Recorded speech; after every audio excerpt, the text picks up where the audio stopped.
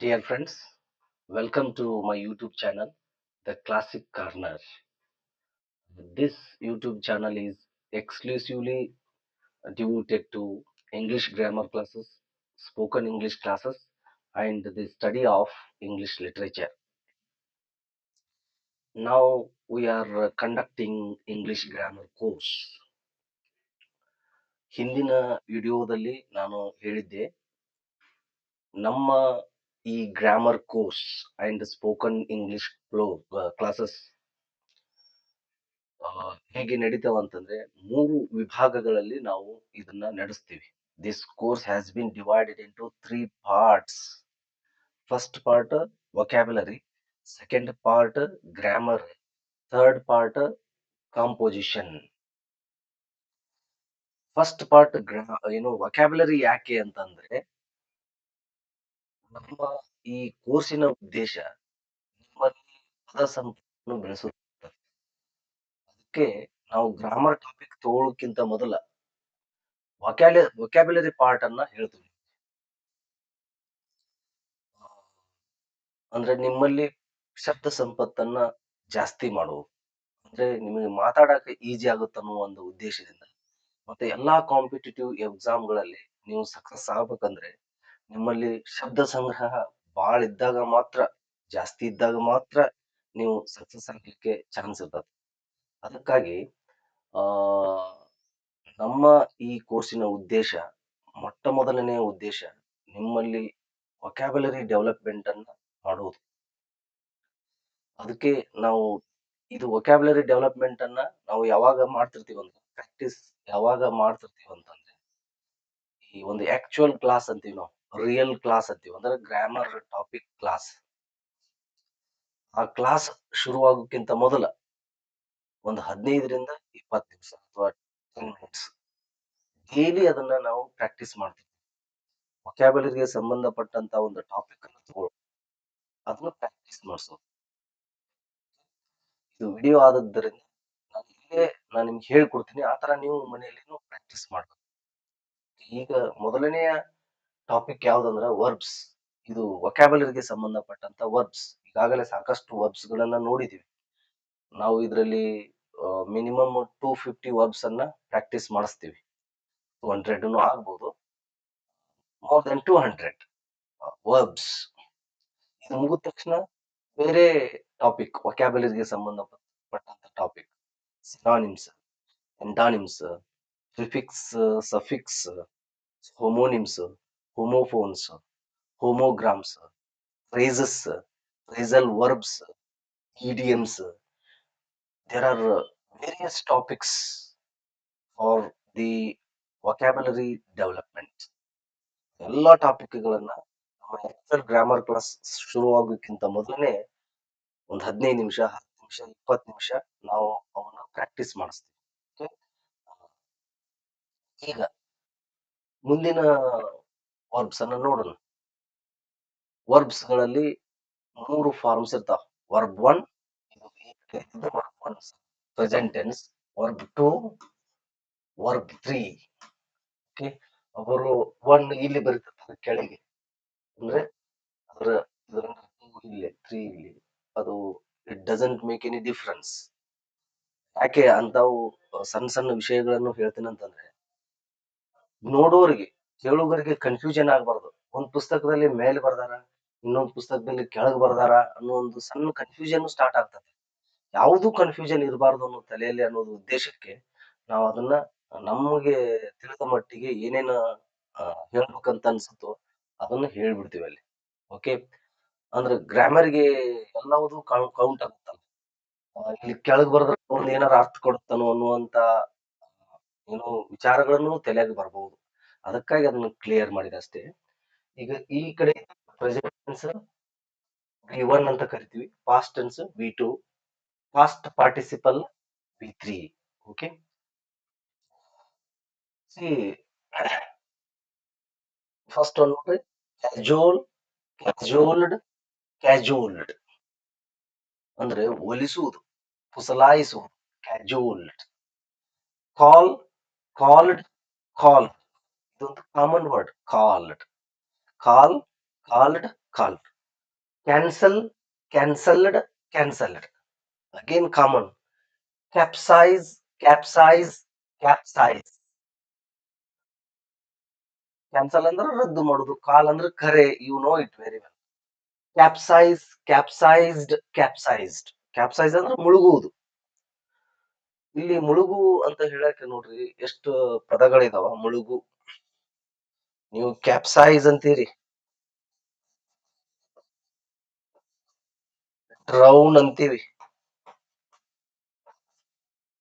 And sync. ಎಲ್ಲವೂ ಮುಳುಗುನ. ಈಗ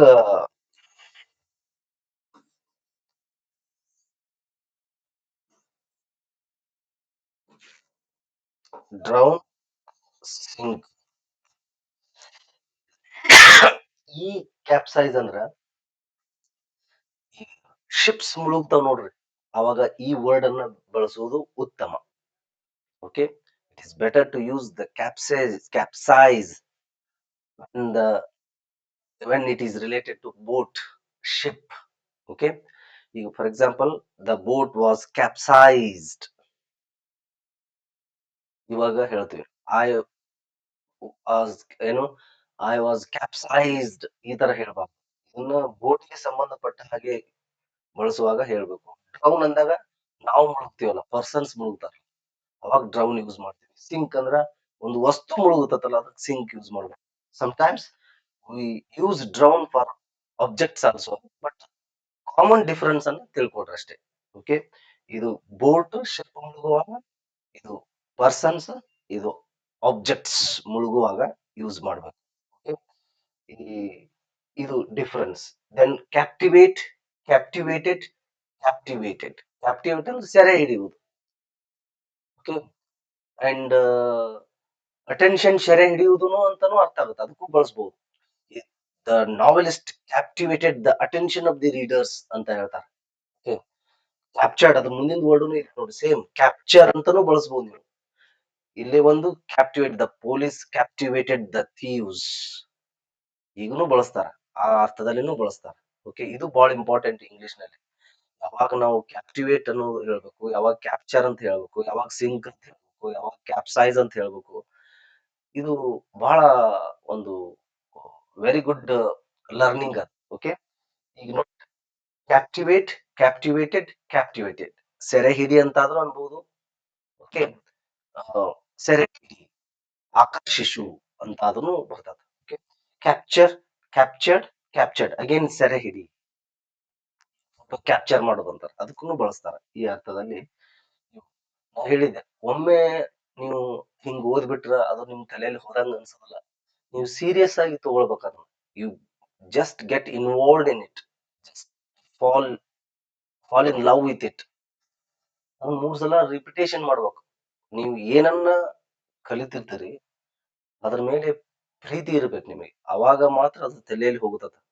ಅದು ಎಂತ ಡಿಫಿಕಲ್ಟ್ ಇದ್ರು ಸ್ವಲ್ಪ ಸ್ವಲ್ಪ ಅದ್ರ ಅರ್ಥ ಆಗಕ್ ಸ್ಟಾರ್ಟ್ ಆಗುತ್ತೆ. When you start loving it, if you are loving the topic, you it definitely, you will understand the whole topic clearly.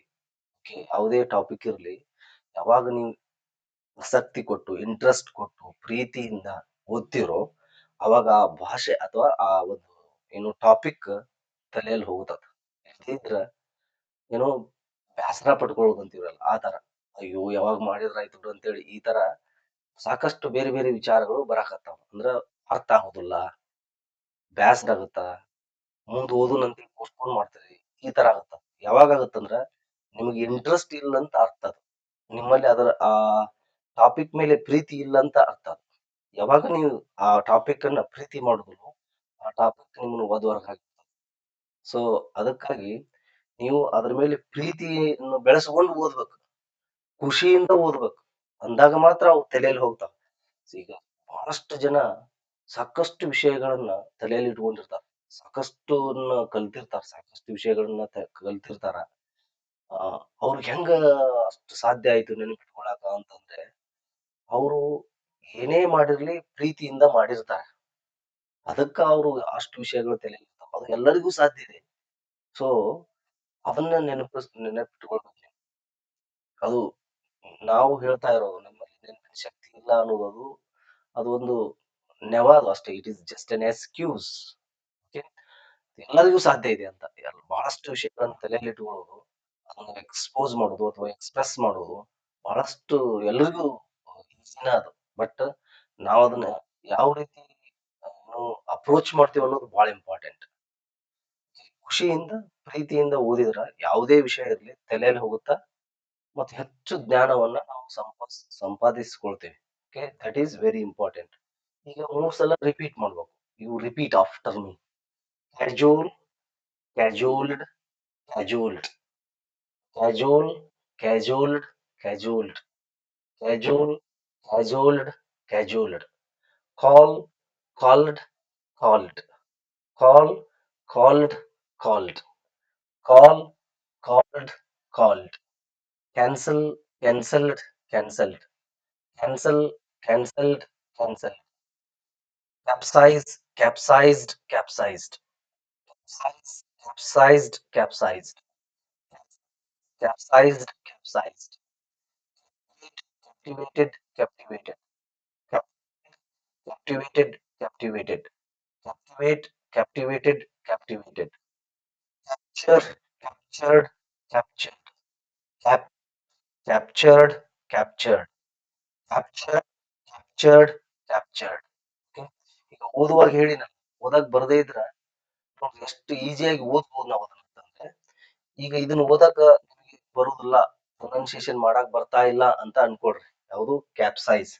ನಾ ಹೇಳಿದ್ನಲ್ಲ, you have to divide words into parts. Part ಆಗಿ ಡಿವೈಡ್ ಮಾಡ್ಬೇಕು ನೀವು ಅದನ್ನ. ಒಂದ್ 2 part ಅಥವಾ 3 part ಸಾಂದರ್ಭಿಕವಾಗಿ ಎಷ್ಟು ಏನು ನಿಮ್ಗೆ ಒಂದ್ ಪಾರ್ಟ್ ಮಾಡಿದ್ರ ಒಂದ್ ಅರ್ಥ ಇರ್ಬೇಕ. ಓಕೆ, ಅಥವಾ ಅದನ್ನ ಉಚ್ಚಾರ ಮಾಡಕ್ ಬರ್ತಿರ್ಬೇಕು. ಹಂಗ ನೀವು ಡಿವೈಡ್ ಮಾಡ್ಬೇಕು. ನೋಡ್ರಿ, ಇದ್ರಲ್ಲಿ ಇದನ್ನ ಡಿವೈಡ್ ಮಾಡಿದ್ರು ಕ್ಯಾಪ್, ಎಲ್ರಿಗೂ ಹೇಳಿಕ್ ಬರ್ತದ ಕ್ಯಾಪ್. ಓಕೆ, ಇದ್ರ ಮುಂದೆ ಏನೈತೆ ಹೇಳ್ರಿ ಸೈಜ್. ಇದನ್ನು ಎಲ್ರಿಗೂ ಓದಕ್ ಬರ್ತದ. ಕಾಮನ್ ನಮ್ಗ ಅಂಡರ್ಸ್ಟ್ಯಾಂಡಿಂಗ್ ಇದ್ದೇ ಇರ್ತದ. ನಾವು ಡಿಗ್ರಿ ಮುಗಿಸಿರ್ತೀವಿ ಅಂತ ಅನ್ಕೊಳಕ ಅಥವಾ ಎಸ್ ಎಲ್ ಸಿ ಆದ್ರೂ ಕಾಮನ್ ವರ್ಡ್ಸ್ ಪರಿಚಯ ಇದ್ದೇ ಇರ್ತಾವ ನಮಗೆ. ಕ್ಯಾಪ್ ಅನ್ನೋದೆಲ್ಲ ಇವತ್ತು ನಾವು ಕಪ್ಪಿಗೆ ಅಂತ ಹೇಳುದನ್ನ ಇಲ್ಲ ಕನ್ನಡದಲ್ಲಿ ಕ್ಯಾಪ್ನ ಅಂತ ಮಾತಾಡ್ತೀವಿ. ಸೈಜ್ ನೋಡ್ರಿ, ಇದನ್ನು ಇಂಗ್ಲಿಷ್ ನಲ್ಲೇನೆ ಹೇಳ್ತೀವಿ ಸೈಜ್. ಕ್ಯಾಪ್ ಸೈಜ್ ಮೊದಲು ಡಿವೈಡ್ ಮಾಡಿ ಓದ್ರಿ. ಕ್ಯಾಪ್ ಸೈಜ್ ಇನ್ನೊಂದು ವರ್ಡ್ ಇತ್ತಂದ್ರೆ ಅದನ್ನ ಇನ್ನೊಂದು ಭಾಗ ಮಾಡಿ ಓದು. Cap size, cap size. ಆಮೇಲೆ ಎರಡು ಸೇರಿ ಓದ್ಬೇಕು ಕ್ಯಾಪ್ ಸೈಜ್. ನೀವು ಅದ್ರ ಮೇಲೆ ಒಮ್ಮೆಲೆ ಅಟ್ಯಾಕ್ ಮಾಡಿ ಮಾತಾಡಕ್ ಹೋದ್ರೆ ಬಿಗಿನರ್ಸಿಗೆ ಹೇಳ್ತಾ ಇದ್ದೇನೆ. ಬರೋರಿದ್ರೆ ನೋ ಪ್ರಾಬ್ಲಮ್. ಈಗ ಹಾಗೇನೆ ಕ್ಯಾಪ್ ನೋಡ್ರಿ, ಇದನ್ನ 3 ಭಾಗ ಮಾಡಿ ಒಮ್ಮೆಲೆ ಓದಕ್ ಆಗಲ್ಲ. Captivate, captivate ನೋಡಿ. ಕ್ಯಾಪ್ ಟಿ ವೇಟ್ ನೋಡಿ. Captivate. ಈಗ ಮೊದಲು ಡಿವೈಡ್ ಮಾಡಿ ಓದ್ಬೇಕು ಒಂದ್ 2-3 ಸಲ, ಆಮೇಲೆ ಕ್ಯಾಪ್ಟಿವೇಟ್. ಹೀಗೆ ಓದ್ಕೋತ ಹೋದಾಗ ಈ 2-3 ದಿನಕ್ಕೆ ಈ ವರ್ಡ್ ಅನ್ನು ನೋಡಿದ್ರೆ ನೀವು ಅವಾಗ ಡಿವೈಡ್ ಮಾಡುದಿಲ್ಲ. ಯಾಕಂದ್ರೆ ಆಲ್ರೆಡಿ ನೀವು ಅದ್ರ ಮೇಲೆ ಲಕ್ಷ್ಯ ಕೊಟ್ಟು ಗಮನ ಕೊಟ್ಟು ಡಿವೈಡ್ ಮಾಡಿ ರಿಪಿಟೇಷನ್ ಮಾಡಿರ್ತೀರಲ್ಲ, ಅದು ಉಳಿದಿರ್ತದ ತಲೆಯಲ್ಲಿ. ಅವಾಗ ಇಮಿಡಿಯೇಟ್ ಆಗಿ ಹೇಳ್ಬಿಡ್ತೀರಿ ಆ ವರ್ಡ್ ಅನ್ನು.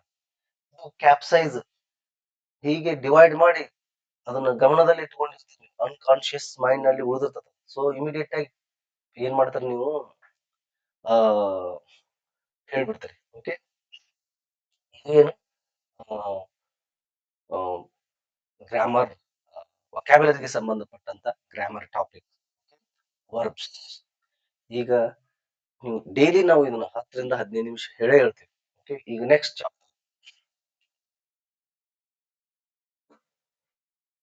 Grammar topic. ಹೇಳಿದ್ದು ನಾವು ಲಾಸ್ಟ್ ವಿಡಿಯೋದಲ್ಲಿ ಒಂದು ವಾಕ್ಯದಲ್ಲಿ ಸಬ್ಜೆಕ್ಟ್ ಅನ್ನು ಗುರುತಿಸುವುದು ಹೇಗೆ, ವರ್ಬ್ ಅನ್ನು ಗುರುತಿಸುವುದು ಹೇಗೆ ಅನ್ನೋದನ್ನು ನೋಡಿದ್ವಿ. ಈಗ we are students,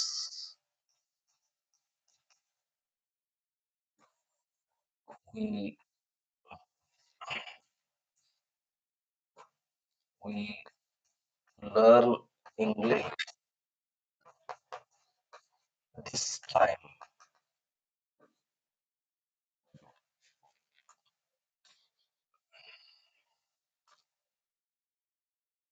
This time.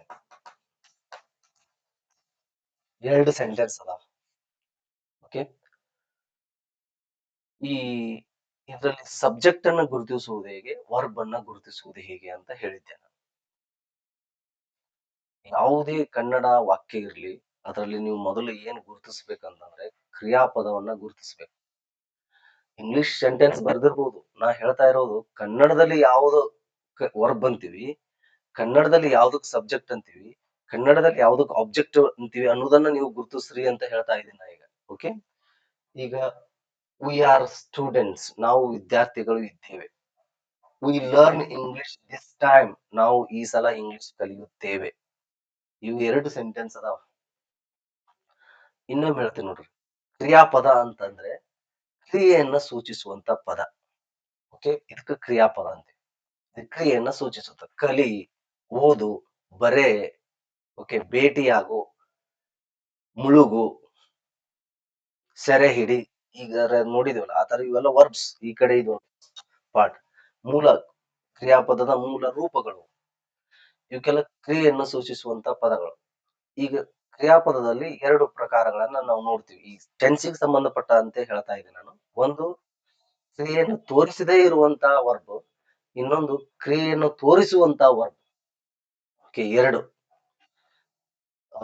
ಇನ್ನು ಗ್ರಾಮ್ಯಾಟಿಕಲ್ ಐಟಮ್ಸ್ ಇನ್ಸೈಟ್ಸ್ ಬಾಳ ಇರ್ತಾವ ಅದರಲ್ಲಿ. ಅದು ಬೇರೆ ಬೇರೆ ಟಾಪಿಕ್ ನಲ್ಲಿ ಹೇಳ್ಕೋತ ಹೋಗ್ತೀನಿ ನಾನು. ಈಗ ನಾನು ಟೆನ್ಸ್ ಅನ್ನ ಏನು ಟೆನ್ಸಿಗೆ ಸಂಬಂಧಪಟ್ಟಂತೆ ಮಾತ್ರ ನಾ ಡಿಸ್ಕಷನ್ ಮಾಡ್ತಾ ಹೋಗ್ತೀನಿ. ಈಗ ವಿ ಆರ್ ಸ್ಟೂಡೆಂಟ್ಸ್ ನಾ ಹೇಳಿದೆ, ಟೆನ್ಸ್ ಗಳಲ್ಲಿ ಮೇನ್ ಆಗಿ 15 ಅದಾವ. ಟೆನ್ಸ್ ಎಷ್ಟು ಅದಾವ? 15 ಅದಾವ. 15ರಲ್ಲಿ 3 tense: present tense, past tense, future tense. ಇವು ಮೇನ್ 3. ಪ್ರತಿ ಟೆನ್ಸ್ ನಲ್ಲಿ 4 ಟೆನ್ಸ್. ಪ್ರೆಸೆಂಟ್ ಟೆನ್ಸ್ ನಲ್ಲಿ 4, ಪಾಸ್ಟ್ ಟೆನ್ಸ್ ನಲ್ಲಿ 4, ಫ್ಯೂಚರ್ ಟೆನ್ಸ್ ನಲ್ಲಿ 4. ಪ್ರೆಸೆಂಟ್ ಟೆನ್ಸ್ ನಲ್ಲಿ 4 ಅಂದ್ರೆ simple present tense, present continuous tense, past present perfect tense, present perfect continuous tense. ಹಾಗೇನೆ past tense ನಲ್ಲಿ 4 ಸೇಮ್. ಹಾಗೇನೆ ಫ್ಯೂಚರ್ ಟೆನ್ಸ್ ನಲ್ಲಿ 4. ಟೋಟಲ್ ಆಗಿ 15 ಟೆನ್ಸಸ್ ಅದಾವ. 15 ಟೆನ್ಸಸ್ ಗಳಲ್ಲಿ ಅದರ ಅಂಡರ್ ನಲ್ಲಿ ಮತ್ತೆ 4 ವಾಕ್ಯಗಳನ್ನ ಮಾತಾಡ್ತೀವಿ. ಓಕೆ, 15 ಟೆನ್ಸಸ್ ಅಂಡರ್ ಗಳಲ್ಲಿ 4 ವಾಕ್ಯಗಳನ್ನ ಮಾತಾಡ್ತೀವಿ. ನಾನು ಹಿಂದಿನ ವಿಡಿಯೋದಲ್ಲಿ ಡೀಟೇಲ್ ಆಗಿ ಡಿಸ್ಕಷನ್ ಮಾಡೀನಿ. 4 ವಾಕ್ಯಗಳು ಯಾವುವು ಅಂತಂದ್ರೆ affirmative sentence, negative sentence, interrogative sentence, negative interrogative sentence. Okay, ನೀವು ಫಾರ್ ಎಕ್ಸಾಂಪಲ್ ಈ ಹಿಂದಿನ ವಿಡಿಯೋ ಬಿಟ್ಟು ನೀವು ಈ ವಿಡಿಯೋ ಮಾತ್ರ ನೋಡ್ತಾ ಇದ್ರಿ ಅಂದ್ರ ನಿಮ್ಮಲ್ಲಿ ಕೆಲವೊಂದಿಷ್ಟು ಕನ್ಫ್ಯೂಷನ್ ಕ್ರಿಯೇಟ್ ಆಗ್ತಾವ. ಆ ಕನ್ಫ್ಯೂಷನ್ ಗೆ ಹಿಂದಿನ ವಿಡಿಯೋಗಳಲ್ಲಿ ಉತ್ತರ ಇರ್ತಾವ, ಆದ್ರೆ ನೀವು ಅದನ್ನ ನೋಡಿರುದಿಲ್ಲ. ಅದಕ್ಕೆ ನಾನು ವಿದ್ಯಾರ್ಥಿಗಳು ಏನು ಕುಂತಾಗ ಅಥವಾ ಓದಕ್ ಕುಂತಾಗ ಅಥವಾ ಈ ವಿಡಿಯೋನ ಕೇಳುವಾಗ ಯಾವುದೇ ತರ ಕನ್ಫ್ಯೂಷನ್ ಆಗಬಾರ್ದು ಅನ್ನೋ ಉದ್ದೇಶ ಇಟ್ಕೊಂಡೇನೆ ನಾನು ಏನು ಕ್ಲಾಸ್ ತಗೊಳ್ತಿರ್ತೀನಿ. ಸೊ ಅದಕ್ಕಾಗಿ ನೀವು ಒಂದೊಂದು ವಿಡಿಯೋ ನೋಡಿದ್ರ ಅದು ಅರ್ಥ ಆಗೋದಿಲ್ಲ. ಕೆಲವೊಂದಿಷ್ಟು ಕನ್ಫ್ಯೂಷನ್ ಇದ್ದೇ ಇರ್ತಾವ. ನಾವು ಟೈಮ್ ಅನ್ನ ಸ್ವಲ್ಪ ಗಮನದಲ್ಲಿಟ್ಟುಕೊಂಡು ಹೇಳಿದ್ದನ್ನ ಒಮ್ಮೊಮ್ಮೆ ರಿಪೀಟೆಡ್ ಆಗಿ ಹೇಳ್ತಿರೋದಿಲ್ಲ. ಓಕೆ, ಅದಕ್ಕಾಗಿ ಕನ್ಫ್ಯೂಷನ್ ಕ್ರಿಯೇಟ್ ಆದ್ರೂ ಬೇರೆ ಬೇರೆ ವಿಡಿಯೋಗಳಲ್ಲಿ ಅದಕ್ಕೆ ಉತ್ತರ ಸಿಗ್ತಿರ್ತದೆ. ಅದಕ್ಕಾಗಿ ಮ್ಯಾಕ್ಸಿಮಮ್ ನನಗೆ ಎಷ್ಟು ಸಾಧ್ಯ ಇದೆಯೋ ಅಷ್ಟು ಕನ್ಫ್ಯೂಷನ್ ಅನ್ನು ಸಾಲ್ವ್ ಮಾಡಿರ್ತೀನಿ. ಯಾಕಂತಂದ್ರೆ ನಾವು ಸ್ಟೂಡೆಂಟ್ ನಿಮ್ಮ ಸ್ಥಾನದಲ್ಲಿ ಕುಂತೆ ನಮ್ಮಲ್ಲಿ ಯಾವ ಡೌಟ್ಸ್ ಗಳು ಇರ್ತಾವೋ ಅವು ಸಹಜವಾಗಿ ಇನ್ನೊಬ್ಬರಲ್ಲೂ ಇದ್ದೇ ಇರ್ತಾವ. ಸಹಜವಾಗಿ ಬಹಳಷ್ಟು ಇದ್ದೇ ಇರ್ತಾವ. ಎಲ್ಲಾ ಅಂತ ಹೇಳಿದ್ರು ಸಹಿತ ಮ್ಯಾಕ್ಸಿಮಮ್ ಡೌಟ್ಸ್ ಸೇಮ್ ಇರ್ತಾವ ಸ್ಟೂಡೆಂಟ್ ಅಂದ ಬಳಿಕ. ಸೊ ಅದಕ್ಕಾಗಿ ಅವು ಎಲ್ಲಾ ಪ್ರಶ್ನೆಗಳಿಗೆ ಉತ್ತರ ನಾ ಎಲ್ಲಾ ಕ್ಲಾಸ್ಗಳಲ್ಲಿ ಹೇಳಿರ್ತೀನಿ. ಒಂದು ವಿಡಿಯೋದಲ್ಲಿ ಆಗದೇ ಇದ್ರು ಇನ್ನೊಂದು ಕ್ಲಾಸ್ನಲ್ಲಿ ಹೇಳಿರ್ತೀನಿ. ಅದಕ್ಕ ಎಲ್ಲಾ ವಿಡಿಯೋ ನೋಡ್ಕೊಂತ ಬಂದ್ರೆ ನಿಮ್ಗೆ ಬಹಳ ಹೆಲ್ಪ್ಫುಲ್ ಆಗ್ತದೆ, ಯೂಸ್ಫುಲ್ ಆಗುತ್ತೆ. Okay? ಅದು ಸೀರಿಯಲ್ ಪ್ರಕಾರ, ಕ್ರೊನಾಲಜಿಕಲ್ ಪ್ರಕಾರ ನೀವು ಹೋದ್ರೆ ಇನ್ನಿಷ್ಟು ಒಳ್ಳೇದು. ಈಗ ನೋಡ್ರಿ, ವಿ ಆರ್ ಸ್ಟೂಡೆಂಟ್ಸ್ ವರ್ಬದಲ್ಲಿ 2 ಪ್ರಕಾರ ಅಂತ ಹೇಳಿದೆ. ಒಂದು ಕ್ರಿಯೆಯನ್ನ ಸೂಚಿಸುತ್ತಾ, ಒಂದು ಕ್ರಿಯೆಯನ್ನ ಸೂಚಿಸುವುದು. ಯಾವುದು ಕ್ರಿಯೆಯನ್ನ ಸೂಚಿಸುವುದಿಲ್ಲ ಅಂತಂದ್ರೆ present tense, past tense, future tense. ಇವಿಷ್ಟೇ 3 ಇದಾವಲ್ಲ, ಅವುಗಳಲ್ಲಿ ಕ್ರಿಯಾಪದ ಇರುವುದಿಲ್ಲ. ಅಂದರೆ ನೀವು ಕನ್ನಡದ ನಿಮ್ಮ ವಾಕ್ಯ ಈ 3ರಲ್ಲಿ ಯಾವುದಾದ್ರೂ ಒಂದ್ ಆಗಿದ್ರೆ ಅಲ್ಲಿ ಮೇನ್ ವರ್ಬ್ ಕ್ರಿಯಾಪದ ಇರುವುದಿಲ್ಲ ಅಂತಾನೆ ಅರ್ಥ. ನೀವು ಇಂಗ್ಲಿಷ್ ನಲ್ಲಿನೂ ಹಾಗೆ ಕ್ರಿಯಾಪದವನ್ನು ಬಳಸಬಾರದು ಅಂತ ಅರ್ಥ. ಮೇನ್ ಕ್ರಿಯಾಪದ, ಮೇನ್ ವರ್ಬ್ ಬಳಸಬಾರದು ಅಂತ ಅರ್ಥ. ಮೂರ್ ಬಿಟ್ಟು ಉಳಿದ ಎಲ್ಲಾ ಟೆನ್ಸ್ ಗಳಲ್ಲಿ ಮೇನ್ ವರ್ಬ್ ಇದ್ದೇ ಇರ್ತದ. ಓಕೆ, ನೀವು ನಮ್ಮ ಕನ್ನಡ ಸೆಂಟೆನ್ಸ್ ನಲ್ಲಿ ಮೇನ್ ವರ್ಬ್ ಅನ್ನ ಬಳಸ್ತಾ ಇದ್ರಿ ಅಂತಂದ್ರ ಹಡಗು ಮುಳುಗುತ್ತಿದೆ. ಮುಳುಗು ಅನ್ನೋದು ವರ್ಬ್. ಇದು ನಿಮಗ್ ಮೇನ್ ವರ್ಬ್ ಐತಂತ ಗೊತ್ತಾಯ್ತು ನಿಮ್ಮ ಕನ್ನಡದ ವಾಕ್ಯದಲ್ಲಿ. ಅವು ಈ 3 ಟೆನ್ಸ್ ಗಳನ್ನ ಬಿಟ್ಟು ಉಳಿದ 12 ಟೆನ್ಸ್ ಗಳಲ್ಲಿ ಯಾವ್ದಾದ್ರು ಒಂದಾಗಿರ್ತದ.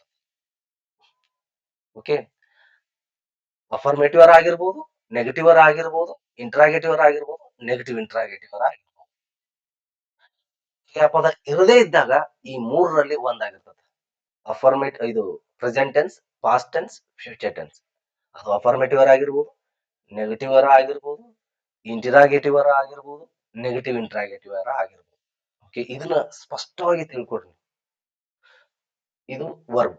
ಸಬ್ಜೆಕ್ಟ್ ಯಾವುದು ಅಂತ ಹೇಳಿದ್ದೆ. ಸಬ್ಜೆಕ್ಟ್ ಅಂದ್ರ ಅದರಲ್ಲಿನೂ 2 ತರದ ಸಬ್ಜೆಕ್ಟ್ ಇರ್ತಾವ.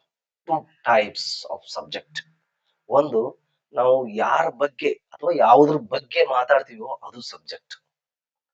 ಓಕೆ, ನಾನು ಮೇಲಿಂದ ಮೇಲೆ ಹೇಳ್ತಾ ಇದ್ದೀನಿ. ಈ ನನ್ನ ಕ್ಲಾಸ್ ಟೆನ್ಸ್ಗೆ ಸಂಬಂಧಪಟ್ಟ ಹಾಗೆ ಮಾತ್ರ ಹೇಳ್ತಾ ಇರ್ತೀನಿ ನಾನು. ಓಕೆ, ನೀವು ಬೇರೆ ಯಾಕೆಂತಂದ್ರೆ ಬೇರೆ ಬೇರೆ ಪುಸ್ತಕ ಓದಿರ್ತೀರಿ, ಅಲ್ಲಿ ಸಬ್ಜೆಕ್ಟ್ ಬಗ್ಗೆ ಏನೇನೋ ಹೇಳಿರ್ತಾರ. ನೀವು ಇಲ್ಲಿ ಅದನ್ನ ಇಟ್ಟು ತಲೆಯಲ್ಲಿ ಇಟ್ಕೊಂಡ್ಬಂದು ಇಲ್ಲಿ ಇದನ್ನ ಕೇಳೋದು, ಅಲ್ಲಿ ಹಂಗೈತಿ ಇಲ್ಲಿ ಹಿಂಗ್ ಹೇಳ್ತಾರ ಅಂತೇಳಿ ಕನ್ಫ್ಯೂಷನ್ ಆಗತ್ತ. ಅದಕ್ಕೆ ಇಡೀ ಕೋರ್ಸ್ ಆದ್ಮೇಲೆ ನಿಮ್ಗೆ ಐಡಿಯಾ ಸಿಗ್ತದ. ಅವು ಇನ್ನೊಂದು ಪುಸ್ತಕದಲ್ಲಿ ತಪ್ಪು ಅಂತ ಹೇಳ್ತಾ ಇಲ್ಲ ನಾನು. ನೀವು ಒಟ್ಟಾರೆಯಾಗಿ ನೀವು ಕಲ್ತಾಗ ನಿಮ್ಗೆ ಐಡಿಯಾಸ್ ಬರ್ತದ. ಅಲ್ಲಿವರೆಗೂ ಬರುದಿಲ್ಲ. ಓಕೆ, ಇದನ್ನ ನಾನು ಕನ್ನಡ ಮೀಡಿಯಂ ವಿದ್ಯಾರ್ಥಿಗಳನ್ನ ಗಮನದಲ್ಲಿಟ್ಟುಕೊಂಡು ಯಾರಿಗೆ ಬಲವಾದ ಆಸೆ ಇದೆಯೋ, ನಾನು ಇಂಗ್ಲಿಷ್ ಅನ್ನು ಕಲಿಬೇಕು, ಇಂಗ್ಲಿಷ್ ಗ್ರಾಮರ್ದಲ್ಲಿ ಪರ್ಫೆಕ್ಟ್ ಆಗ್ಬೇಕು, ನಾನು ಇಂಗ್ಲಿಷ್ ಅನ್ನ ಮಾತಾಡ್ಬೇಕು ಅನ್ನೋರಿಗೆ ಈ ವಿಡಿಯೋವನ್ನ ಮಾಡ್ತಾ ಇದ್ದೀನಿ ನಾನು. ಓಕೆ, ಕನ್ನಡದ ಮೂಲಕ ಕಲಿಯುವುದು. ಬಹಳಷ್ಟು ವಿದ್ಯಾರ್ಥಿಗಳು ಇಂಗ್ಲಿಷ್ ಕಲಿಯಾಕ ಏನೋ ಹಿಂಜರಿತಾರ. ಟಫ್ ಐತನು ತಲೆಯಲ್ಲಿ ಹೋಗಿಸ್ಕೊಂಡ್ ಬಿಟ್ಟಿರ್ತಾರ ಮೊದಲೇ. ಅದನ್ನ ಸ್ಟಾರ್ಟ ಮಾಡಿರೋದಿಲ್ಲ ಓದಾಕ, ಆಲ್ರೆಡಿ ಇವ್ರು ತಿಳ್ಕೊಂಡ್ ಬಿಟ್ಟಿರ್ತಾರ. ಅದನ್ನ ತಲೆಯಲ್ಲಿ ತಗೊಂಡ್ ಬಿಟ್ಟಿರ್ತಾರ. ಏನಂತೇಳಿ ಇದು ಟಫ್ ಐತೆ, ಡಿಫಿಕಲ್ಟ್ ಐತೆ, ಕಬ್ಬಿಣದ ಕಡಲೆ ಸಮಥಿಂಗ್ ಏನೇನೋ ಹೇಳ್ಕೊತ ಹೋಗ್ತಾರ. ಯಾವುದು ಕಬ್ಬಿನ ಕಡಲೆ ಅಲ್ಲ. ಓಕೆ, ಈಸಿಯಾಗಿ ನೀವು ಏನು ತಿನ್ನಬಹುದು ಅದನ್ನ. ಸೊ ಅದಕ್ಕಾಗಿ ನೀವು ತಲೆಯಲ್ಲಿ ತೆಗೆದು ಬಿಡ್ಬೇಕು. ಡಿಫಿಕಲ್ಟ್ ಐತಿ. ನೀವು ಯಾವಾಗ ಡಿಫಿಕಲ್ಟ್ ಐತಿ ಅಂತ ಹೇಳ್ತಿರ್ತೀರಿ, ದಟ್ ಈಸ್ ವೆರಿ ಇಂಪಾರ್ಟೆಂಟ್. ನೀವು ಯಾವಾಗ ಹೇಳ್ತಿರ್ತೀರಿ ಅಂದ್ರೆ ಅದನ್ನ ನೀವು ಓದಾಕ ಸ್ಟಾರ್ಟ ಮಾಡಿರೋದಿಲ್ಲ, ಅವಾಗ ಚಾಲು ಮಾಡಿರ್ತೀರಿ. ಯಾವಾಗ ಡಿಫಿಕಲ್ಟ್ ಐತೆ, ಟಫ್ ಐತೆ, ಆಲ್ರೆಡಿ ಸಮಾಜದಲ್ಲಿ ಅದು ಬೆಳೆದು ಬಿಟ್ಟಿದೆ. ಏನ್ ಇಂಗ್ಲಿಷ್ ಅನ್ನೋದು ಡಿಫಿಕಲ್ಟ್, ಮಾತಾಡಕ್ ಬರೋದಿಲ್ಲ, ಅಥವಾ ಇಂಗ್ಲಿಷ್ ಬಂದವ್ರು ಮಾತಾಡೋರು ನೋಡ್ಕೊಂತ ನಿಲ್ಲೋದು, ಅಥವಾ ಅವ್ರ ಬಗ್ಗೆ ಹೆಚ್ಚು ಸುಪೀರಿಯರ್ ಫೀಲಿಂಗ್ ಅನ್ನ ತಗೊಳ್ಳೋದು, ದಟ್ ಈಸ್ ಆಲ್ ಏನು ಯೂಸ್ಲೆಸ್ ಅಟಿಟ್ಯೂಡ್. ಅದು ತಪ್ಪದು. ಓಕೆ, ಅದು ಒಂದು ಭಾಷೆ ಅಷ್ಟೇ. ನೀವು ಅದನ್ನ ಕಲಿಬೇಕಷ್ಟೇ. ಮಾತಾಡಕ್ ಕಲಿಬೇಕು, ಬರೆಯಕ್ ಕಲಿಬೇಕು, ಓದಕ್ ಕಲಿಬೇಕಷ್ಟೇ. ಅದು ಸುಪೀರಿಯರ್ ಅಂತ ನೀವು ತಗೊಳ್ಬಾರ್ದು. ಅದಕ್ಕೆ ಹೇಳಿದ್ನಲ್ಲ, ಯಾವಾಗ ನಮ್ಗ ಒಂದು ಭಾಷೆ ಬರುದಿಲ್ಲ ಅಂದ್ರ ಅದನ್ನ ನಾವು ಡಿಫ್ರೆಂಟ್ ಆಗಿ ನೋಡ್ತೀವಿ. ಅದ್ರ ಮೇಲೆ ಹೆಚ್ಚು ಏನು ಸುಪೀರಿಯರ್ ಫೀಲಿಂಗ್ ಅನ್ನ ಇಟ್ಕೊಂಡಿರ್ತೀವಿ. ಅವಾಗ ನೀವು ಫೇಲ್ ಆಗ್ತೀರಿ. ಕನ್ನಡದ ಹಾಗೆ ಅದು ಒಂದು ಭಾಷೆ. ಓಕೆ, ಅದ್ರ ಬೇರೆ ಭಾಷೆ ಆಗಿರೋದ್ರಿಂದ ಅದನ್ನ ಕಲಿಯಕ್ ಪ್ರಯತ್ನ ಪಡ್ಬೇಕು. ಒಂದು ಒಂದು 10% ಪ್ರಯತ್ನ ಪಡಕ್ ಸ್ಟಾರ್ಟ್ ಮಾಡುವುದಿಲ್ಲ, ಅವಾಗ ನೀವು ನಿಮ್ಮಲ್ಲಿ ಒಂದು ಫೀಲಿಂಗ್ ಸ್ಟಾರ್ಟ್ ಆಗುತ್ತೆ. ಏನಂತೇಳಿ, ಇದು ಕಲಿಯಕ್ ಆಗುದಿಲ್ಲ ಅಂತೇಳಿ. ಸ್ಟಾರ್ಟ ಮಾಡಿರೋದಿಲ್ಲ ಒಬ್ಬೊಬ್ರು, ಬಾರಿ ಡಿಫಿಕಲ್ಟ್ ಅಂತೇಳಿ ಅದಕ್ಕ ಹೋಗುದಿಲ್ಲ. ಸ್ಟಾರ್ಟ್ ಮಾಡಿದಾದ್ಮೇಲೆ ನೀವು ಹೆಚ್ಚು ಮ್ಯಾಕ್ಸಿಮಮ್ ನಿಮ್ಮ ಸಾಮರ್ಥ್ಯ ಎಷ್ಟಿದೆಯೋ ಅಷ್ಟು ಪ್ರಯತ್ನ ಪಟ್ಟಾಗ, ಅವಾಗ ಬರದೇ ಇದ್ದಾಗ ನೀವು ಬರುದಿಲ್ಲ ಅಂತ ಅವಾಗ ಹೇಳ್ರಿ, ಅದಕ್ಕೊಂದು ಅರ್ಥ ಇರ್ತದ. ಏನು ಮಾಡದೇ ಇದ್ದಾಗ ನೀವು ಮ್ಯಾಕ್ಸಿಮಮ್ ಎಕ್ಸ್ಟೆಂಟ್ ಪ್ರಯತ್ನ ಪಡದೇ ಇದ್ದಾಗ ಬರುದಿಲ್ಲ ಅಂತ ಅಂದ್ರೆ ಬರುದಿಲ್ಲ. ಓಕೆ, ಅದಕ್ಕಾಗಿ ಈ ಅಂಶಗಳನ್ನ ಗಮನ ನೀವು ಕಲಿಯಕ್ ಸ್ಟಾರ್ಟ್ ಮಾಡಿ. ಸೊ ನೋಡ್ರಿ, ಸಬ್ಜೆಕ್ಟ್ ನಲ್ಲಿ 2 ಪ್ರಕಾರ. ನಾವು ಯಾರ ಬಗ್ಗೆ, ಯಾರು ಅಂತಂದ್ರೆ ನಾನು ಇಲ್ಲಿ ಪರ್ಸನ್ ಅಂತ ಹೇಳ್ತಾ ಇಲ್ಲ. ಅದು ಪರ್ಸನ್ ಇರ್ಬೋದು, ವಸ್ತು ಇರ್ಬೋದು, ಆಬ್ಜೆಕ್ಟ್ ಇರ್ಬೋದು, ಪಕ್ಷಿ ಇರ್ಬೋದು, ಪ್ರಾಣಿ ಇರ್ಬೋದು, what ever it may be, ಯಾವುದ್ರ ಬಗ್ಗೆ ಮಾತಾಡ್ತಿರ್ತೀವಿ ನಾವು, ಅದು ಸಬ್ಜೆಕ್ಟ್. ಇದು ಒಂದು ಕ್ಯಾಮರಾ. ಓಕೆ, ಯಾವ್ರ ಬಗ್ಗೆ ಮಾತಾಡ್ತಾ ಇದೀನಿ? ಕ್ಯಾಮ್ರಾ ಬಗ್ಗೆ ಅಲ್ಲ, ಇದ್ರ ಬಗ್ಗೆ ಮಾತಾಡ್ತೀವಿ. It is A camera. It ಅನ್ನೋದು ಸಬ್ಜೆಕ್ಟ್. ಓಕೆ. ಇದು ಒಂದು ಕ್ಯಾಮರಾ ಅನ್ನೋದು ಕ್ಯಾಮರಾದ ಬಗ್ಗೆ ಮಾತಾಡ್ತಾ ಇಲ್ಲ ನಾವು. ಇಟ್ ಅದ್ರ ಬಗ್ಗೆ ಮಾತಾಡ್ತಾ ಇದ್ವಿ, ಅದು ಸಬ್ಜೆಕ್ಟ್. ಇದು ತಿಳ್ಕೊಡ್ರಿ ನೋಡ್ರಿ. ಪದ ಅಂದ್ರೆ ಏನನ್ನು ನಿಮ್ಗೆ ಕನ್ಫ್ಯೂಷನ್ ಆಗತ್ತೆ ಇಲ್ಲಿ. ಅದಕ್ಕೆ ಅದನ್ನೇ ಆ ಕನ್ಫ್ಯೂಷನ್ ಅನ್ನೇ ಕ್ಲಿಯರ್ ಮಾಡೋದಕ್ಕ ನಾ ಈ ಕ್ಲಾಸ್ ಅನ್ನ ಕಂಡಕ್ಟ್ ಮಾಡ್ತಾ ಇದ್ದೀನಿ. ಓಕೆ. ಸೊ ಇದು ಒಂದು ಮನೆ, ಇದು ಒಂದು ಸಬ್ಜೆಕ್ಟ್. ಅವುಗಳು ಹಣ್ಣುಗಳು, ಅವು ಹಣ್ಣುಗಳು. ಹಣ್ಣಿನ ಬಗ್ಗೆ ಮಾತಾಡ್ತಾ ಇದೀವೋ ಅವು ಅದ್ರ ಬಗ್ಗೆ ಮಾತಾಡ್ತೀವಿ. ಅವು ಅನ್ನೋದ್ರ ಬಗ್ಗೆ ಮಾತಾಡ್ತಾ ಇದ್ವಿ. ಅವು ಅನ್ನೋದು ಸಬ್ಜೆಕ್ಟ್. ಅವು, these are fruits, they are fruits, like this. Okay. ಯಾರ ಯಾವುದ್ರ ಬಗ್ಗೆ ಮಾತಾಡ್ತೀವಿ ಅದು ಸಬ್ಜೆಕ್ಟ್. ಇನ್ನೊಂದು ಸಬ್ಜೆಕ್ಟ್ ಅಂದ್ರೆ ಆ ವಾಕ್ಯದಲ್ಲಿ, ನಮ್ಮ ಕನ್ನಡದ ವಾಕ್ಯದಲ್ಲಿ ಯಾರು ಕ್ರಿಯೆಯನ್ನ ಮಾಡ್ತಾ ಇದ್ದಾರೋ ಅದು ಸಬ್ಜೆಕ್ಟ್. ಕ್ರಿಯೆಯನ್ನ ಮಾಡ್ತಾ ಇದ್ದಾರೋ ಅಂದ್ರೆ ನಿಮ್ಗೆ ಕ್ರಿಯಾಪದ ಯಾವುದು ಅಂತ ಅಂದ್ರೆ ಗೊತ್ತಿರ್ಬೇಕಲ್ಲ. ಓಕೆ. ಕ್ರಿಯಾಪದ ಯಾವುದು ಅಂತ ಗೊತ್ತಿದ್ದಾಗ ಮಾತ್ರ ನಿಮ್ಗೆ ಸಬ್ಜೆಕ್ಟ್ ಅರ್ಥ ಆಗುತ್ತೆ. ಕ್ರಿಯೆಯನ್ನ ಯಾರು ಮಾಡ್ತಾ ಇದ್ದಾರೋ ಅದು ಸಬ್ಜೆಕ್ಟ್. ಇದು ಅದು ಏನು ಸಬ್ಜೆಕ್ಟ್ ಆಗುತ್ತೆ. ಓಕೆ. Like this. ಸೊ ಈಗ ಲರ್ನ್ ಇಂಗ್ಲಿಷ್ ದಿಸ್ ಟೈಮ್. ನಾವು ಈ ಸಲ ಇಂಗ್ಲಿಷ್ ಕಲಿಯುತ್ತೇವೆ. ಇದನ್ನ ಹೇಳ್ಬಿಟ್ರಿ ನೀವು ಕನ್ನಡದಲ್ಲಿ ಇದನ್ನ ಮಾತಾಡ್ರಿ. ಈ ಸಲ ಇಂಗ್ಲಿಷ್ ಕಲಿತೀವ್ರಿ ನಾವು ಅಂತೀರಿ. ಆಡು ಭಾಷೆದಲ್ಲಿ ನಾವು ಮಾತಾಡ್ತೀವಿ. ಇದ್ರ ಬಗ್ಗೆ ಬಹಳಷ್ಟು ಡಿಟೇಲ್ ಆಗಿ ಮಾತಾಡ್ತೀನಿ ನಾನು. ಹೇಗೆ ನನ್ಗೆ ಇಂಗ್ಲಿಷ್ ಕಲಿಯಾಕ ಪ್ರಾಬ್ಲಮ್ ಆಗ್ತಾ ಇದೆ ಅನ್ನೋದು, ಏನು ಎಂತೆಂತ ವಿಷಯಗಳು ನಮ್ಗೆ ಅಡೆತಡೆಯನ್ನ ಉಂಟು ಮಾಡ್ತಾ ಇದಾವ ಅನ್ನೋದು ಈಸಿಯಾಗಿ ಗೊತ್ತಾಗುತ್ತೆ ನಿಮಗೆ. ಅವ್ನು ಕ್ಲಿಯರ್ ಮಾಡ್ಕೊಳ್ಬೇಕು. Okay. We learn English this time. ಇದು ಇಂಗ್ಲಿಷ್ ನಲ್ಲಿ ಬರೋದು, ನಾನು ಕನ್ನಡದಲ್ಲಿ ಇದನ್ನ ಹೇಳ್ತೀನಿ. ಎಲ್ಲ ಇಂಗ್ಲಿಷ್ ಕಲಿತೀವಿ ನಾವು ಅಂತೇಳಿ ಅದನ್ನ ಗ್ರಾಮರಿಗೆ ಕನ್ವರ್ಟ್ ಮಾಡ್ಬೇಕು. ಕನ್ನಡದ ಗ್ರಾಮರ್ಗೆ ಕನ್ವರ್ಟ್ ಮಾಡ್ಬೇಕು. ಈ ಸಲ ನಾವು ಇಂಗ್ಲಿಷ್ ಕಲಿಯುತ್ತೇವೆ.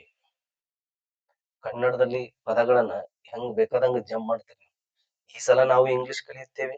ನಾವು ಈ ಸಲ ಇಂಗ್ಲಿಷ್ ಕಲಿಯುತ್ತೇವೆ. ಕಲಿಯುತ್ತೇವೆ ನಾವು ಈ ಸಲ ಇಂಗ್ಲಿಷ್. ಇದು ಕನ್ನಡದಲ್ಲಿ ಹೇಗಾದ್ರೂ ಮಾತಾಡ್ಬೋದು. 4-5 ಅರ್ಥ ಬರುವಂತ ಸೆಂಟೆನ್ಸ್ ಗಳನ್ನ ಮಾತಾಡ್ಬೋದು. ಆದರೆ ಇಂಗ್ಲಿಷ್ ನಲ್ಲಿ ಹಂಗೆ ಮಾತಾಡಕ್ ಆಗುದಿಲ್ಲ. ರೂಲ್ಸ್ ಪ್ರಕಾರನೇ ಹೋಗ್ಬೇಕು. English has fixed rules. ಆ ನಿಯಮಗಳಿಗೆ ಅನುಗುಣವಾಗಿನೇ ಮಾತಾಡ್ಬೇಕು. ಸೊ ಅದಕ್ಕೆ ಈಗ ಕಲಿಯುವ ಕ್ರಿಯೆಯನ್ನ ಮಾಡೋರು ಯಾರು? ಮಾಡ್ತಿರ್ಬೋದು, ಮಾಡಿರ್ಬೋದು, ಮುಂದ್ ಮಾಡ್ತಿರ್ಬೋದು, ಈಗ ಮಾಡ್ತಿರ್ಬೋದು, ಈ ಸದ್ಯ ಮಾಡ್ತಿರ್ಬೋದು, ಏನೇ ಇರ್ಲಿ ಅದು. ಕ್ರಿಯೆಯನ್ನ ಮಾಡೋರು ಯಾರು ಈ ಸೆಂಟೆನ್ಸ್ ಅಲ್ಲಿ? ಯಾರು ಮಾಡ್ತಾ ಇದಾರ ಅದು ಸಬ್ಜೆಕ್ಟ್. ಓಕೆ. 2 ತರದ ಸಬ್ಜೆಕ್ಟ್ ಆಲ್ರೆಡಿ ಹೇಳಿದ್ದೀನಿ ನಾನು. ನೆಕ್ಸ್ಟ್ ಚಾಪ್ಟರ್ಗೆ ಹೋಗೋಣ.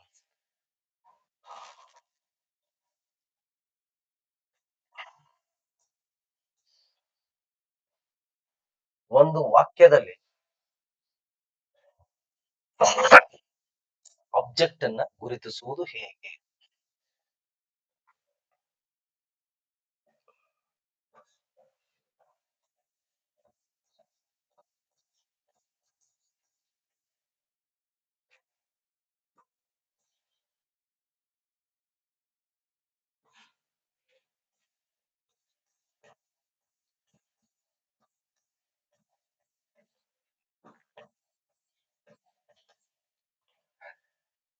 We learn English this time.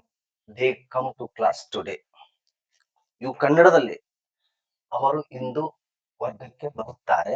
ನಾವು ಈ ಸಲ ಇಂಗ್ಲಿಷ್ ಅನ್ನು ಕಲಿಯುತ್ತೇವೆ. ಇದು 2 ವಾಕ್ಯಗಳು ಕನ್ನಡದಲ್ಲಿ. ಓಕೆ. ನಾವು ಮಾತಾಡ್ತೇವೆ ಅಂತ ತಿಳ್ಕೊಳ್ರಿ. ಈ ನನ್ನ ಕನ್ನಡದ ವಾಕ್ಯಲ್ಲಿ ಆಬ್ಜೆಕ್ಟ್ ಯಾವುದು ಅಂತ ಗುರುತಿಸ್ಬೇಕು. ಯಾಕಂದ್ರೆ English has fixed rule as I already told you. ಈಗ ನೋಡ್ರಿ, ನಮ್ಮ ಕನ್ನಡದಲ್ಲಿ ವಾಕ್ಯಗಳಲ್ಲಿರುವ ಸಬ್ಜೆಕ್ಟ್ ವರ್ಬ್ ಆಬ್ಜೆಕ್ಟ್ ಗುರುತಿಸಿದಾಗ ಮಾತ್ರ ನೀವು ಆ ಇಂಗ್ಲಿಷ್ಗೆ ಫಾರ್ಮುಲಾಗ್ ತಕ್ಕಂತೆ ಸೆಂಟೆನ್ಸ್ ಅನ್ನ ರಚನೆ ಮಾಡಬಹುದು. ಇಲ್ದಿದ್ರೆ ಮಾಡಕ್ಕಾಗಲ್ಲ. ಓಕೆ. ಈಗ ನೋಡ್ರಿ, ಒಂದು ಸೆಂಟೆನ್ಸ್ ಅಲ್ಲಿ ಮ್ಯಾಕ್ಸಿಮಮ್ 2 ಆಬ್ಜೆಕ್ಟ್ ಇರ್ತಾವ. ಓಕೆ. ಅದನ್ನ ನೆನ್ಪಿಟ್ಕೊಂಡು ದೆನ್ ಇವು 2 ಏನು, what, WH question word, and whom. ಇವೆರಡು WH ಕ್ವಶನ್ ವರ್ಡ್ ನೆನ್ಪಿಡ್ರಿ. ಒಂದು ಆಬ್ಜೆಕ್ಟ್ ಅನ್ನು ಕಂಡುಹಿಡಿಯುವುದು ಹೇಗೆ? ಇಂಗ್ಲಿಷ್ ನಲ್ಲಿ ಆದ್ರೂ ಆಗಿರ್ಬೋದು, ಕನ್ನಡದಲ್ಲೇನೋ ಆಗಿರ್ಬೋದು. ನಾವು ಮೊದಲು ಕನ್ನಡ ಸೆಂಟೆನ್ಸ್ ಅವನ್ನ ಮಾತಾಡ್ತೀವಿ. ಇಂಗ್ಲಿಷ್ ಮಾತಾಡ್ಬೇಕಾದ್ರ ನಾವು ಕನ್ನಡ ಮೀಡಿಯಂದವ್ರು ಹೇಗೆ ಅಂತಂದ್ರೆ ಮೊದಲು ಕನ್ನಡ ಸೆಂಟೆನ್ಸ್ ಅನ್ನ ನೆನಪಿಗೆ ತೊಳ್ತೀವಿ ಮನಸ್ಸಿನಲ್ಲಿ. ಆಮೇಲೆ ಅದನ್ನ ಬರಿತೀವಿ, ಮಾತಾಡಕ್ ಸ್ಟಾರ್ಟ್ ಮಾಡ್ತೀವಿ. ಹಾಗಾಗಿ ನಾ ಕನ್ನಡದಲ್ಲಿ ಏನು ಅನ್ನೋದು ಸ್ಪಷ್ಟವಾಗಿ ತಿಳ್ಕೊ. ವಾಟ್ ಕನ್ನಡದಲ್ಲಿ ವಾಟ್ ಅಂತ ಹೇಳಾಕ 2 ಪದಗಳದಾವ. ಏನು, ಏನನ್ನು. ಐ ರಿಪೀಟ್, ಏನು, ಏನನ್ನು. ಇದರಲ್ಲಿ 2. ಈ ಯಾರಿಗೆ, ಯಾರನ್ನು.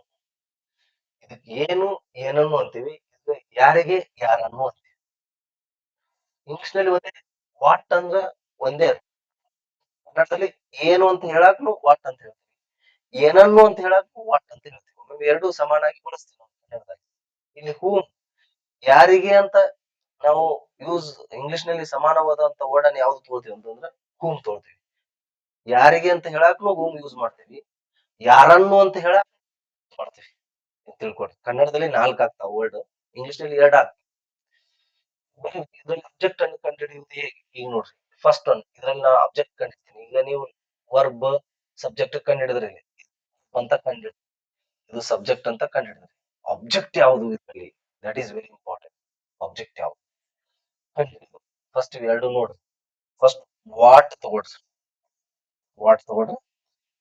ಆಮೇಲೆ ಸಬ್ಜೆಕ್ಟ್ ವರ್ಬ್ ಬರುತ್ತಾನ ನಾವು ಮುಂದೆ ಬರೀರಿ. What we learn. ಕ್ರಿಟಿಕಲಿ ಇದು ತಪ್ಪು. ವಾಟ್ ಡು ವಿ ಅಂತ ಆಗ್ಬೇಕು ಇಲ್ಲಿದೆ. ಬಟ್ ನಾವು ಸಬ್ಜೆಕ್ಟ್ ಅನ್ನು ಕಂಡುಹಿಡಿಯುವುದು ಹೇಗೆ ಮಾತ್ರ ಹೇಳ್ತಾ ಇದ್ದೀನಿ. ಅದಕ್ಕಾಗಿ ನಾನು ನಿಮಗೆ ಅನುಕೂಲ ಆಗ್ಲಿ ಅಂತೇಳಿ ಜಸ್ಟ್ ಬರ್ಕೋತ ಹೊರಟೇನಿ. ನೀವು ಮುಂದೆ ಗೊತ್ತಾಗುತ್ತೆ ಅದು WH ಕ್ವಶನ್ ವರ್ಡ್ ಟಾಪಿಕ್ ಬಂದಾಗ ಕ್ವಶನ್ ಅನ್ನು ಕೇಳುವುದು ಹೇಗೆ ಇಂಗ್ಲಿಷ್ ನಲ್ಲಿ ಅಂತ ಟಾಪಿಕ್ ಬಂದಾಗ ಇದು ನಿಮಗೆ ಕ್ಲಿಯರ್ ಆಗಿ ಅರ್ಥ ಆಗುತ್ತೆ. ಈಗ ಇಲ್ಲಿ ಗ್ರಾಮ್ಯಾಟಿಕಲ್ ಆಗಿ ಹೋಗಿಲ್ಲ. What we learn. ಫಸ್ಟ್ ಇದನ್ನ ತಗೊಳ್ಬೇಕು. ವಾಟ್ ಯಾವ್ದಾರ ತಗೊಳ್ರಿ, ಹೂಮ್ ಅದು ವಾಟ್ ವಿ ಲರ್ನ್. ಇದನ್ನ ಕನ್ನಡದಲ್ಲಿ ಟ್ರಾನ್ಸ್ಲೇಷನ್ ಮಾಡಿ ನಿಮ್ಗೆ ಗೊತ್ತಾಗುತ್ತೆ ಈಸಿಯಾಗಿ. ವಾಟ್ ವಿ ಲರ್ನ್, ನಾವು ಏನನ್ನು ಕಲಿತೀವಿ. ಆನ್ಸರ್ ಇದೆ ಈ ಸೆಂಟೆನ್ಸ್ ದಲ್ಲಿ. ಈ ಪ್ರಶ್ನೆಗೆ ಉತ್ತರವಾಗಿ ಬಂದ ಪದಗಳ ಅಥವಾ ಪದಗಳು ಮಾತ್ರ object. What we learn English. Answer ಏನ್ ಬರ್ತದ? ಈ ಕ್ವಶನ್ ಕೇಳಿದಾಗ ಆನ್ಸರ್ ಏನ್ ಬರ್ತದೆ ಹೇಳ್ರಿ? ಇಂಗ್ಲಿಷ್ ಅಂತ ಬರ್ತದೆ.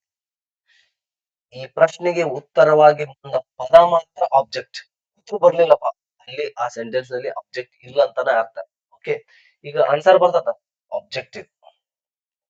ಇದು ಅಷ್ಟೇ. ಇದು ಬಂದನ ನಿಮ್ ನಾವು ಏನನ್ನು ಕಲಿಯುತ್ತೇವೆ ಅಥವಾ ಏನು ಕಲಿಯುತ್ತೇವೆ ಇಂಗ್ಲಿಷ್ ಈ ಸಲ ಅಂತ ನಿಮ್ಮ ಇಲ್ಲಿ ಉತ್ತರ ಬರ್ಲಿಲ್ಲ. ಅದಕ್ಕೆ ಈ ಸಲ ಅನ್ನೋದು ಎಕ್ಸ್ಟ್ರಾ ಇನ್ಫಾರ್ಮೇಶನ್ ಅಂತ ಇಟ್ಕೊಳ್ರಿ. ಈಗಿನ ಮಟ್ಟಿಗೆ ಅದು ಎಕ್ಸ್ಟ್ರಾ ಇನ್ಫಾರ್ಮೇಶನ್. ಅದು ಏನ್ರಿ ಹಂಗ ಇಲ್ಲ ಅಲ್ಲ ಅಂತಂದ್ರೆ ಅದು extra information. Okay, so English ಇದು ಆಬ್ಜೆಕ್ಟ್ ಅಂತ ಕನ್ಫ್ಯೂಸ್. ವಾಟ್ ವಿ ಲರ್ನ್, ಇದಕ್ ಬರ್ಲಿಲ್ಲ ಅಂತ ಇದನ್ನ ತಗೊಳ್ರಿ.